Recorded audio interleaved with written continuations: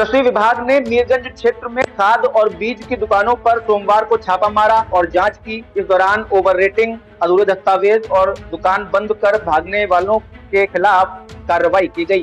कुल 7 दुकानों के लाइसेंस निलंबित कर दिए गए, जबकि 4 दुकानों से खाद और बीज के नमूने लिए गए।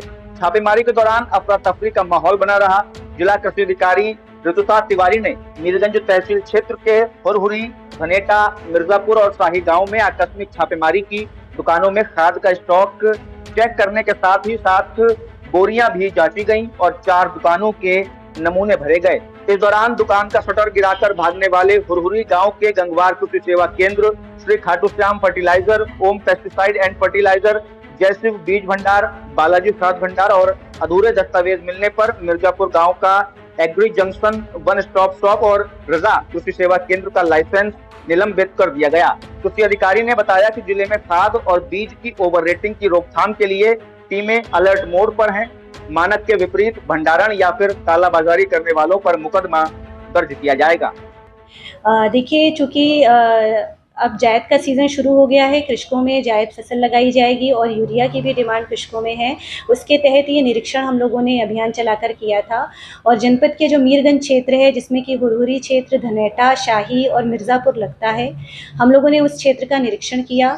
वहाँ पर हमने प्रतिष्ठानों पे सैंपल लिए, लगभग 4 सैंपल हम लोगों ने लिए हैं और दुकानों पर अभिलेखों में अभिलेख अपूर्ण होने के कारण कुछ अभिलेखीय अपूर्णता थी। उसके तहत हम लोगों ने उनके लाइसेंस निलंबित करे हैं और कुछ दुकानदार जो हैं अपना प्रतिष्ठान बंद करके भाग गए, जिसके तहत हम लोगों ने ये निलंबन की कार्रवाई की है तथा जितने भी प्रतिष्ठान हैं और जितने भी दुकानदार हैं, उर्वरक विक्रेता हैं, उन सबको कठोर चेतावनी दी है कि सभी नियमानुसार खाद का वितरण करें और अधिक मांग जो है, अधिक बिक्री दर पर, जितनी भी निर्धारित बिक्री दर है उस पर ही फर्टिलाइज़र का आप बिक्री करें।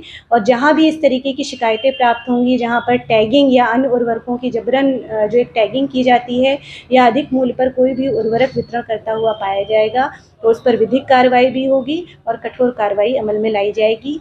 जिस तरीके से हम लोगों ने मीरगंज तहसील में ये अभियान चलाया है, ये पूरे जनपद में ये अभियान लगातार सतत रूप से चल रहा है। जिलाधिकारी महोदय के निर्देशों के क्रम में भी सभी तहसीलों में समय समय पर हम लोग मजिस्ट्रेट चेकिंग कराते हैं और कहीं भी कोई अनियमितता पाई जाती है तो उस पर कठोर कार्रवाई की जाएगी।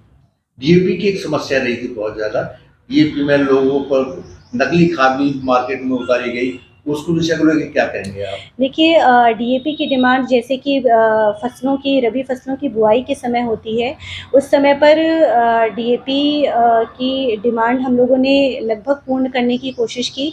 चूँकि डीएपी एक फॉस्फेटिक उर्वरक में आता है, तो फॉस्फेटिक उर्वरकों के डीएपी के सापेक्ष हम लोगों ने एनपीके और टीएसपी और एसएसपी, जो अन्य एक उसके विकल्प स्वरूप फॉस्फेटिक उर्वरक हैं, उनको भी हम लोगों ने कृषकों को उपलब्ध कराया ताकि कृषकों को जो फसलों की फॉस्फेटिक उर्वरक की डिमांड होती है वो पूरी की जा सके। रही बात नकली उर्वरक या कोई भी अनियमितता मिलने पर, तो इसके तहत भी हम लोगों ने छापेमारी की थी और लगभग 4 एफआईआर हम लोगों ने दर्ज कराई थी रबी सीज़न में, ताकि कोई भी इस तरीके की कार्रवाई दोबारा न कर पाए।